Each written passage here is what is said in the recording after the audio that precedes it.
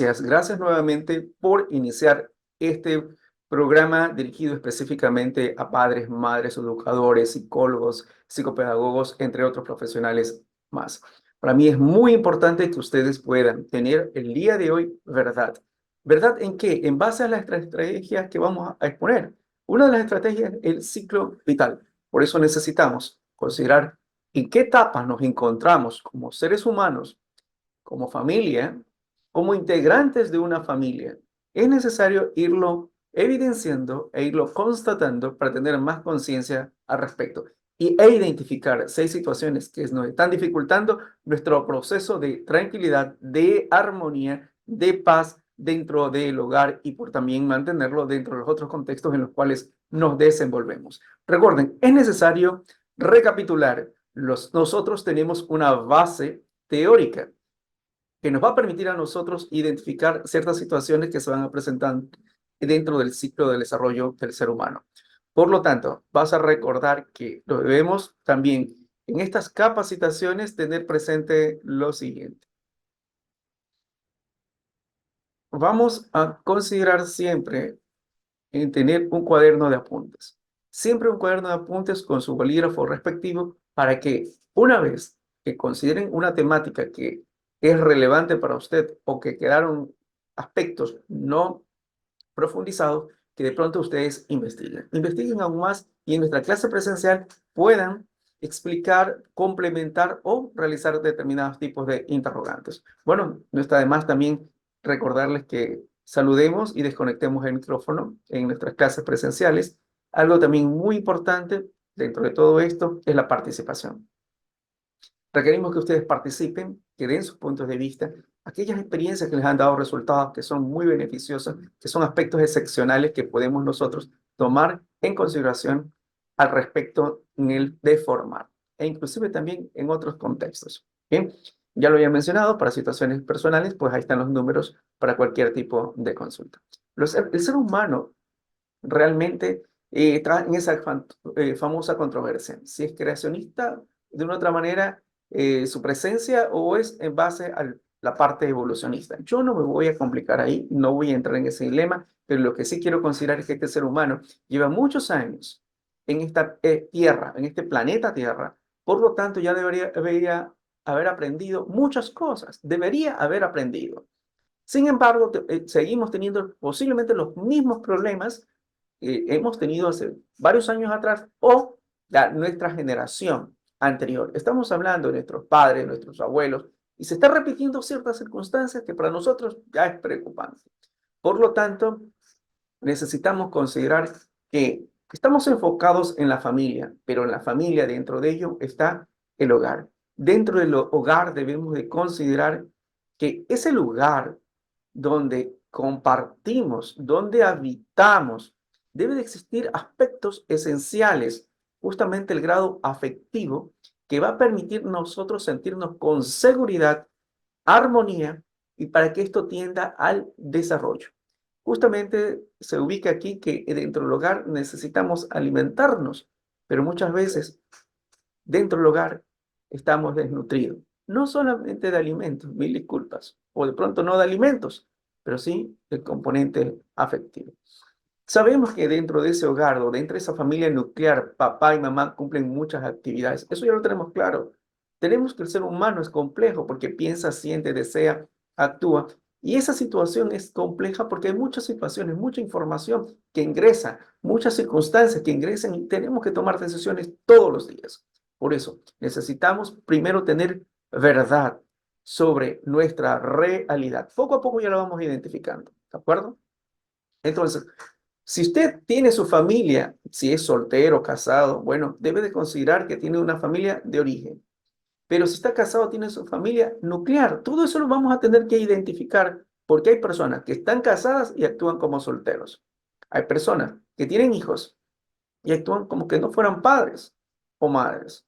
Es necesario considerar que justamente dentro de la familia se presentan muchos aspectos funcionales y disfuncionales y tiene mucho que ver con esto, con el componente de las reglas que se plantean dentro del hogar. Por lo tanto, es necesario considerar que en el hogar hay aspectos autocorrectivos que son necesarios retomarlos cuando se presentan dificultades o determinados problemas. Y esa familia realmente es gobernada por alguien, sí, pero muchas veces se autogobierna, que creo que es la parte esencial, porque cada uno de nosotros tendemos a la independencia. Y para nosotros es muy importante nuestros hijos que se independicen, igual como muchos adultos ya están independientes. Bien, por lo tanto, hasta ahí sabemos que nosotros aprendemos por medio del famoso ensayo y error. Pero si nosotros nos formamos con anticipación, vamos observando que esos errores a través del ensayo van a ser menos, más aún cuando tenemos una información previa que ha dado resultados. Nuevamente retomo la familia, porque si ustedes observan, la familia debe ser ese espacio, o en todo caso, ese hogar, muy bien, donde está la familia, debe ser ese espacio donde puedan nutrirse, donde puedan compartir información y donde puedan desarrollarse. Sin embargo, como lo había mencionado con anterioridad, muchas veces estas familias se quedan estancadas. Las familias se quedan estancadas y no van evolucionando o no van desarrollándose de acuerdo al nivel o al grado que le corresponde según el tiempo o la edad. Hablo de las familias, por si acaso. Muy bien. Y hago una analogía porque cuando las familias, muy bien, a nivel de la familia nuclear, yo les pregunto, ¿cuántos años tienen de casados? Muy bien, con los hijos. De pronto me dicen 15 años y yo les comento, están en plena adolescencia como familia.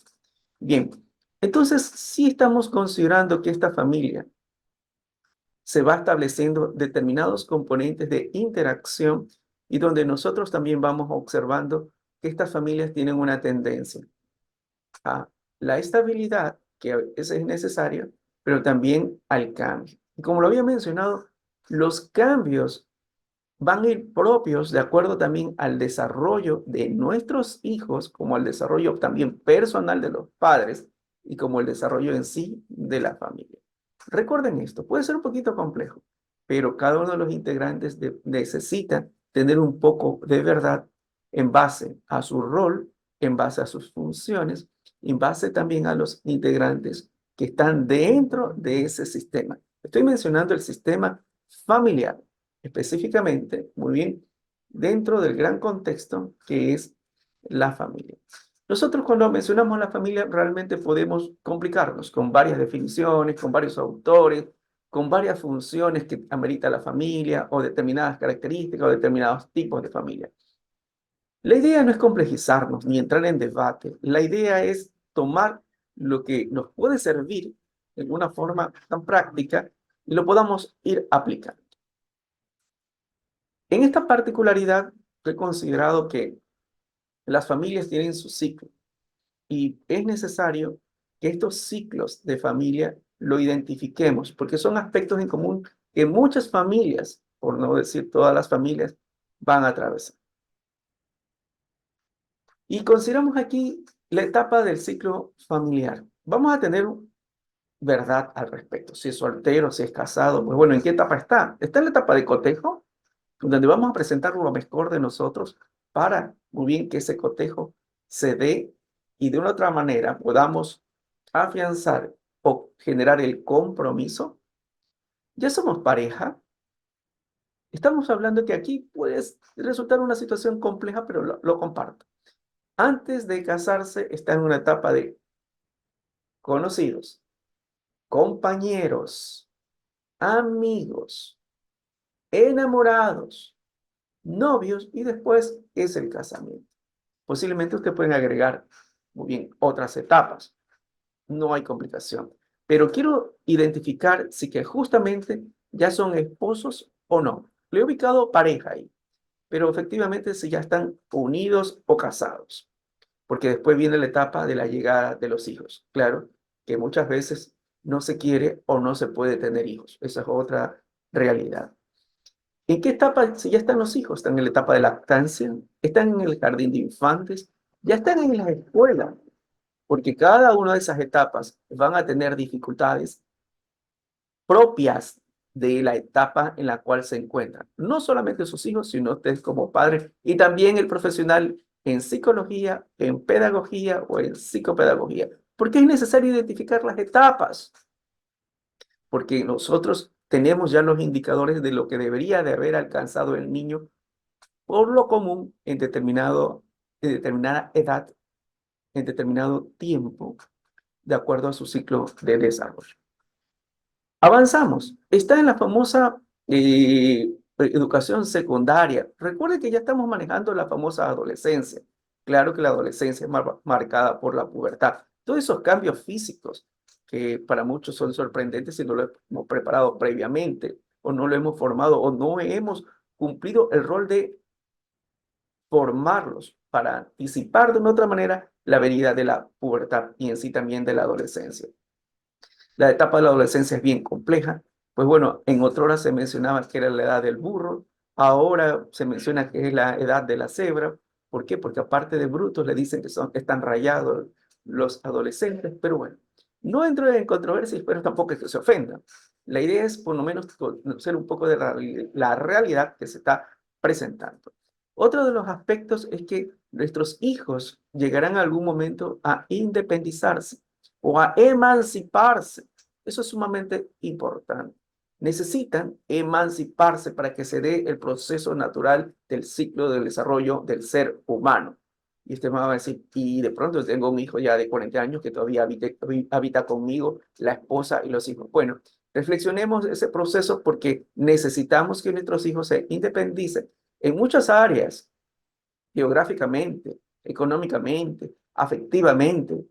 Ese componente está en el texto de Terapeuta en casa, escrito por Miguel Ángel Chumbe, un gran colega y también parte del equipo de formadores de todos estos programas que estamos realizando. Bien, llegará un momento que estará el famoso nido vacío, donde se encuentre esposo y esposa, si todavía continúan, porque muchos también se han divorciado o posiblemente algo pudo haber suscitado que ya no está presente. Bien, y es necesario considerarlo porque estas son las etapas que nosotros tenemos que ir viviendo como proceso natural de la vida y de pronto también necesitamos saber que nos vamos a jubilar. Muy bien, bueno, como decía alguien, el famoso júbilo de regocijo. Bueno, deberíamos haber tenido regocijo constantemente, ¿no? Pero bueno, también la parte de la viudez, porque posiblemente uno de los dos esposos o esposa podría fallecer. Bien, y la parte definitiva que nos corresponde a todos es la muerte. Nuestro ciclo que nos enseñaron a nosotros de la vida en la escuelita era nacer, crecer, reproducir y morir. Bueno, aquí se podría incluir nacer, crecer, reproducir, desarrollarse y morir. Nacemos, no tomamos la decisión, crecemos hay hasta una edad, muy bien, y no somos responsables y de ahí posteriormente ya somos responsables. Reproducir, sí que podemos y sí que queremos. Y por último, morir, que ahí ya nos corresponde si que queremos o no. Pero sí sería interesante asumir nuestra responsabilidad para alargar nuestro tiempo de vida en este planeta o en la Tierra en sí. Muy bien. Pero eso es interesante, porque también necesitamos identificar, si ya tenemos nuestra familia, qué tipo de familia es la nuestra. ¿Es una familia constituida por papá, mamá e hijos? Es decir, una familia monoparental. ¿O es una familia, perdón, una familia nuclear? ¿O es una familia constituida por uno de los dos integrantes, papá o mamá e hijo, donde formamos de una otra manera la familia monoparental? Recuerden que los divorcios han incrementado y por lo tanto necesitamos prácticamente tener un poco de verdad de qué tipo de familia es la que yo tengo. Hay familias adoptivas, hay familias sin hijos. Recuerden que esto también de tener hijos, muchas personas no pueden o no quieren. Tenemos también familias con padres separados, tenemos familia, en este caso, homoparental. Es necesario identificar que hay muchas situaciones que se están dando y por lo tanto se van constituyendo nuevas familias, muy bien, o nuevos tipos de familias. Y por lo tanto también tenemos padres mayores que conforman su familia. Es interesante, posiblemente no es una realidad ecuatoriana. Muy bien, acá tienden a casarse adolescentes muchas veces. Bueno, también sabemos que hay una figura ahí compleja a nivel legal, pero tampoco lo voy a abordar. Bien, y la parte uniparental. Entonces, no son las únicas. pero por lo menos podemos tener una verdad y poder identificar mi tipo de familia. Y si no lo encuentro ahí, recuerden, necesitamos también investigar cuál es el tipo de familia en la cual estoy inmerso. Hasta ahí tenemos prácticamente un momento de verdad. Recuerden, necesitamos verdad, identificar nuestro ciclo de vida, identificar el tipo de familia, que es muy importante, y es necesario ahí considerar también a nivel individual que el ser humano tiene su ciclo de desarrollo vital. Tomamos de referencia a Papalia. Muy bien, ustedes pueden tenerlo ahí o pueden tener a otro referente. Kyle Cabanau es otro referente con respecto al desarrollo humano y da una clasificación sobre este ciclo de desarrollo. Yo he tomado aquí de referencia, después voy a presentarles otro cuadro, pero a nivel del ser humano necesitamos identificar que tiene un desarrollo que parte de la infancia, niñez, adolescencia, adulto en este caso, y en esta parte de la adultez tenemos el adulto joven, el adulto maduro y el adulto mayor. Y ustedes me dirán, ¿por qué es necesario observar todo eso? Sencillo, porque muchas veces tenemos niños que se comportan como infantes, o tenemos adultos que se comportan como adolescentes. En el caso particular o el ejemplo que está presentado, observamos que tengo una madre de un infante, también tengo una madre de un niño. ¿Por qué? Porque están las etapas del ciclo del desarrollo vital. Pero ¿qué tal si ese adolescente de 18 años se comporta como un niño? Entonces la madre, si no asume su función, en este caso, como madre de un adolescente y se asume en su rol como un madre de un niño, posiblemente no están cumpliendo las funciones para las cuales está determinada según el ciclo de desarrollo vital del adolescente. Esto como ejemplo, porque ustedes observan prácticamente en el discurso que muchas madres que tienen sus hijos adolescentes le dicen, mi niño todavía. Bueno, no voy a entrar tampoco en controversia porque es un aspecto de pronto de cariño, de consideración. Eso no va a ser la controversia. La controversia es que siendo adolescente lo tratemos como niños y le exijamos prácticamente funciones de niño. Y es más, lo que le convierte a usted, siendo una madre de un adolescente, la convierte a usted en una madre de un niño. Bueno, esto del desarrollo del ciclo vital del ser humano no es tan fácil, es bien complejo, pero es muy, muy, muy interesante. Ustedes observan que siempre debe haber una medida o un estándar para nosotros poder comparar el desarrollo de nuestros niños. A nivel físico, por ejemplo, si tiene 2 años de edad, ¿cuánto debe de medir, pesar, cuál sería la talla? Prácticamente nosotros vamos a ir identificando un aspecto de guía que va a permitirnos a nosotros comparar lo ideal con lo real. Recuerden que el ser humano no solamente es desarrollo físico, también viene un desarrollo cognitivo. Recuerden que en el proceso cognitivo nosotros tenemos los procesos primarios y secundarios. Primarios, sensación a través de los sentidos, cómo llega el estímulo, percepción, cómo interpretamos, memoria, cómo se va grabando la información. Esto como procesos cognitivos básicos. Algunos le llaman, en este caso, primarios. Otros le llaman secundarios, a lo que voy a mencionar. Los otros, lenguaje. Los otros, pensamiento. Los otros, razonamiento. Los otros, motivación. Son aspectos dentro del desarrollo cognitivo que nosotros debemos ir poco a poco considerándolo. Es decir, mi hijo, ¿cómo está en este caso su nivel sensoperceptivo? Y nosotros nos preocupamos ahí sobre los sentidos y los órganos si están siendo funcionales.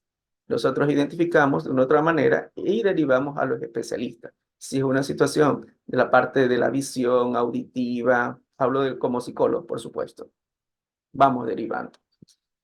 Si encontramos situaciones de la memoria, pues también nosotros hacemos una valoración para también derivar al profesional respectivo. Puede ser un neurólogo, el cual puede permitirnos tener un diagnóstico sobre una posible afectación en la memoria. Entonces nosotros vamos ahí observando también el nivel del pensamiento o el nivel intelectual del niño con su proceso de razonamiento, y también ahí nosotros evaluamos. Es necesario que usted se tome un tiempo, muy bien, para evaluar a su hijo. Si lo conoce, cómo hacerlo, válido. Si no, consulta a los profesionales para que le realicen una valoración a su hijo por lo menos una vez al año. Sería muy importante esto, así como cuando usted va al médico una vez al año o 2 veces al año, no lo sé, o cuando se va al odontólogo, de la misma forma. Este componente es sumamente interesante porque nuestros hijos necesitan también este, tener un poco de realidad sobre sus habilidades, sobre sus competencias para seguir fortaleciéndolo. Otro de los aspectos es el desarrollo psicosocial. El ser humano constantemente está en grado de interrelación con otras personas en los diversos contextos. Pero eso usted ya lo sabe, usted ya lo tiene claro. Por eso nosotros mencionamos que el ser humano es biológico, psicológico y social. Biopsicosocial. Claro que hay otras esferas más, como la espiritual, pero hoy no vamos a abordar eso, pero sí es necesario ahí considerar como fondo los valores. Como fondo los valores, que son tan necesarios. Pero recuerden, hoy lo estoy mencionando porque hay etapas de la prenatal, la infancia, la niñez, y justamente aquí ya encuentra Papalia, muy bien, que es el autor, la niñez temprana, la niñez media, y vamos a identificar, reflexionarlo porque, como lo habíamos mencionado, ya pasamos a la etapa de adultez donde este adolescente deja de ser como ser tal e ingresa a la parte ya de la adultez con mayores responsabilidades a nivel académico. Seguramente está ingresando a la universidad o ya ingresó a la universidad, seleccionó prácticamente la carrera con la cual va a trabajar.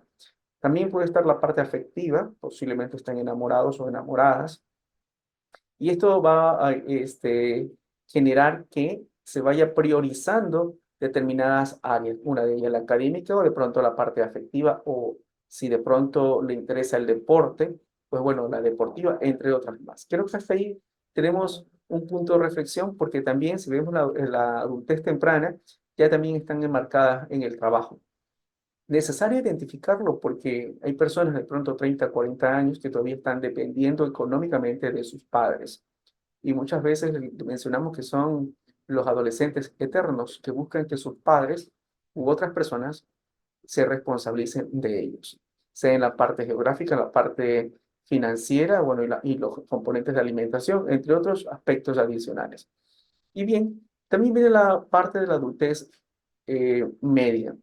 Ustedes observan aquí también que tienen hasta los 65 años. Yo hago un corte aquí para establecer los aspectos de que dependiendo de ello muchas veces, bueno, la edad de que tuvieron sus hijos, pero muchos de los hijos también ya se han formado, ya han terminado sus estudios, otros ya han, este, eh, a- se han comprometido prácticamente en alguna relación afectiva, otros se han casado, otros tienen hijos, pero también hay una particularidad con el ser humano. Estamos hablando de los 65 años de edad, que por ejemplo, de acuerdo a la legislación ecuatoriana, ya están en proceso de jubilación.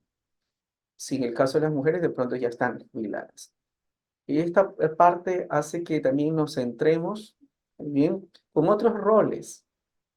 Posiblemente ya no estemos trabajando, estemos jubilados, posiblemente ya no estamos dedicados a nuestros hijos, de hecho, sino que de pronto nos volcamos al cuidado de los nietos. Esto son realidades que pueden ser similares o pueden ser diferentes. Es necesario que ya comencemos también a considerar, porque dependiendo la edad y el momento que tuvieron los hijos, pues vamos observando también que vamos a tener que responsabilizarnos de ellos hasta una edad determinada. Bueno, viene la otra parte que es la adultez, en este caso tardía o los famosos, los famosos adultos mayores. Bien, y ustedes por lo menos ya perciben que tenemos también un punto de responsabilidad como seres humanos, que sería también, diría yo, de dejar determinadas experiencias a la nueva generación que está por ingresar tanto al campo laboral o de pronto también a otros campos, o hablamos en este caso del matrimonio, el casamiento. Creo que tenemos una idea aquí ya con respecto a las etapas del ciclo vital y nosotros tener verdad dónde se encuentran nuestros hijos, dónde se encuentran nuestras hijas y dónde estamos nosotros prácticamente en estas etapas del ciclo vital. Y como lo había mencionado anteriormente, con la finalidad de asumir nuestros roles, con ellos nuestras funciones. Y el aspecto que ustedes ya están considerando es que como seres biopsicosociales necesitamos identificar que este ser humano a través del tiempo pues ya no va a tener la misma energía física. Por eso es muy importante prevenir y la buena alimentación, los ejercicios y entre otras recomendaciones que a veces pasamos desapercibidas, pero necesitamos prácticamente tener unos muy buenos hábitos y formarnos también e informarnos con respecto a los aspectos de nutrición. El desarrollo cognitivo también es sumamente interesante considerarlo porque también hay muchas técnicas aparte de la lectura, aparte de aprender otros idiomas, aparte de poner o exponer nuestros talentos al servicio de las personas. Eso es sumamente importante para también el desarrollo cognitivo y aún más también el desarrollo psicosocial o el desarrollo social en sí.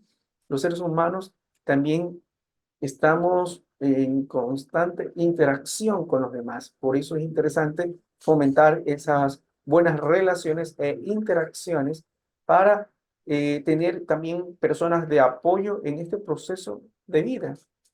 Recuerden lo siguiente, el ser humano biopsicosocial necesitamos establecerlo de acuerdo a la edad que tiene para que cumpla el rol en el cual se ha comprometido también y pueda ser funcional, cumpliendo las funciones de vida de acuerdo al compromiso que ha asumido o que debería de asumir. Entonces, contémonos, ¿verdad? Por lo tanto, tenemos la responsabilidad de intervenir en cada etapa del desarrollo vital con responsabilidad según nuestro rol, que contribuye a prevenir conductas problemas. Ustedes saben que nuestras acciones pueden afectar a cualquier área, sea este del cuerpo en sí, las emociones, las relaciones entre otras personas, la trascendencia, nuestra parte profesional y algo que para nosotros es muy importante, como alguien mencionaba, la salud financiera. Ustedes van a tener ya después en el trabajo que van a realizar en los talleres un esquema como el que está ahí presentado. ¿Cuáles son las situaciones que nos están afectando? Deberíamos tener un poco de verdad, como lo habíamos mencionado. Esas situaciones que ameritan ser resueltas, nombradas como dificultades, ¿cuáles son las que mayor incidencia tienen en mi salud? Y cuando digo en la salud, estoy refiriéndome que específicamente había considerado que existe la salud biológica, la psicológica, la social, la espiritual y financiera, pero específicamente cómo está afectando a mi salud emocional, a mi salud psicológica y a mi salud física, las situaciones que no le he dado o no he encontrado la solución correcta. Por lo tanto, todas esas situaciones que están atravesando, pregúntense, ¿es una dificultad o un problema? Para ello vamos a ir diferenciando. ¿Qué dificultad o qué es problema? La dificultad, como ustedes pueden observar, son situaciones que se nos presentan y que requieren una solución, pero en forma inmediata. Inmediata. Necesitamos, bueno, identificamos algunos ejemplos, muy bien, en todo orden. Este, Se me acerca el pago del alquiler. Es una situación que no hay dificultad si tengo el dinero, pero si no tengo el dinero, se va a presentar como una dificultad. Por lo tanto, necesito, antes de que llegue la fecha adecuada, pues tener ese dinero. Otra dificultad, llego a la casa y he notado que me envían una citación porque mi hijo no están presentando las tareas. Debo de intervenir inmediatamente frente a esa situación, porque si no, en esa situación que no se interviene a tiempo, se va a hacer un problema. Mi esposa me reclama porque no le he dado tiempo para salir y poder seguir fortaleciendo la relación conyugal. En ese momento es una situación que justamente requiere o amerita una solución. Recuerden que si de pronto no busca una solución, se te va a transformar en un problema. Posiblemente puede ser un problema explícito o de pronto queda implícito, pero por lo general todo problema amerita una solución. ¿Qué es lo que hace que una dificultad se transforme en problema? Es la gran interrogante. Consideren tres aspectos. Frente a una situación que se presenta y yo no intervengo cuando debo de intervenir, se genera un problema. Es decir, si yo sé que no tengo el dinero adecuado para pagar el arriendo, tengo que buscar una solución hasta antes que llegue la fecha indicada. Si mi hijo no está presentando las tareas y yo no intervengo en el momento que debo de intervenir, va a hacer que se acumulen más tareas y por lo tanto voy a tener realmente ahí sí un problema a otra magnitud. El otro punto es necesario considerarlo. Intervengo cuando no debo de intervenir. Voy a ponerlo como ejemplo. ¿Quién debe hacer las tareas? ¿El niño o el padre? ¿El niño?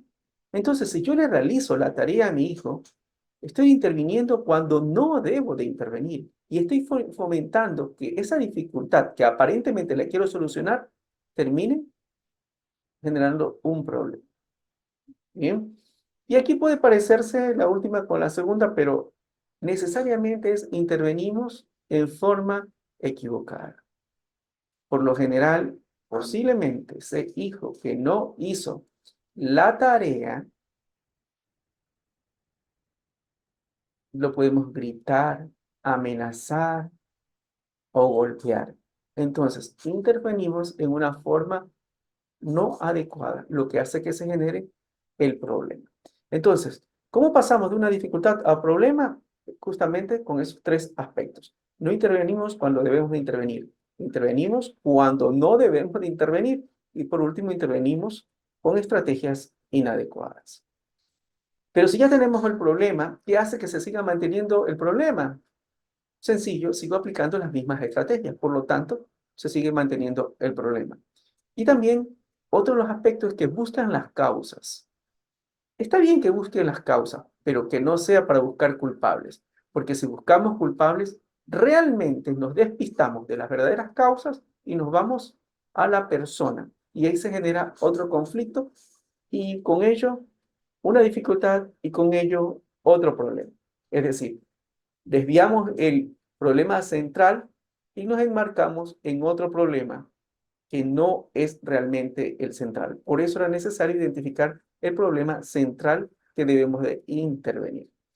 Porque o si no, en el caso de los niños, de los adolescentes, vamos a tener determinados tipos de conductas que nos van a preocupar. Esto es un poquito complejo y cuidado, lo que estoy mencionando debe ser bien interpretado, debe ser bien analizado, porque igual lo vamos a exponer en forma muy básica y muy superficial. Las conductas que de pronto pueden ser preocupantes para nosotros pueden ser la hiperactividad, el déficit de atención, la violencia, la impulsividad, el autismo, las conductas desafiantes y todos esos aspectos conductuales podrían haber sido manejados en una forma pertinente cuando deberíamos haberlo hecho. Por lo tanto, les recomiendo intervenir en forma adecuada desde la verdad, es decir, tener un listado de las situaciones que realmente nos están afectando para identificar si que la que es necesario intervenirla, la estoy priorizando o la estoy dejando al final. Y el compromiso era lo siguiente, encontrar determinados modelos sistémicos, en este caso, que contribuyan a poder resolver problemas. Lo que vamos a presentar aquí está basado prácticamente en un enfoque estructural, también un enfoque estratégico y por último un enfoque evolutivo. Vamos a observar justamente posterior cómo se aplican estos modelos que sirven como guía para solucionar problemas desde una forma tan práctica. Entonces, les recomiendo porque si nosotros observamos el modelo estructural, como propuesta del modelo sistémico, también consideramos el componente biológico, psicológico, social. Bueno, y ahí lo ubiqué la parte espiritual del individuo. Porque al afectarse un elemento, afectan a los demás. Esto significaría que al estar afectada el área psicológica, va a estar afectada el área biológica, social y he ubicado hasta el área espiritual. Dentro del modelo estructural es interesante considerar cómo está organizada la estructura jerárquica. Si realmente los padres están cumpliendo su rol y si están ubicándose jerárquicamente como lo corresponde. Es decir, si el hijo está en el nivel jerárquico inferior o está en el nivel jerárquico igual o está en un nivel jerárquico superior. Hay hijos que se creen padres de los padres.